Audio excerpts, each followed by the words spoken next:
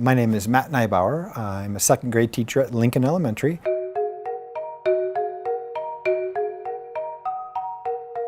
Every experience I've had with gardens has been amazing. I've been into gardening since college. I've worked on a couple of farms, and I went to CSU, got my graduate degree, got a master's in agriculture education, and so I've also been a master gardener for 15 years. Fall of 2016 is when we built all the beds, and then we stained them a little bit later in the winter and then put soil in them. It's one of those things where it's extra hours, but it doesn't feel like work. You know, when they pull a cherry tomato off a plant and eat it, there's a connection there that they can't get by reading about that or watching it on a show. They can, actually see where their food comes from.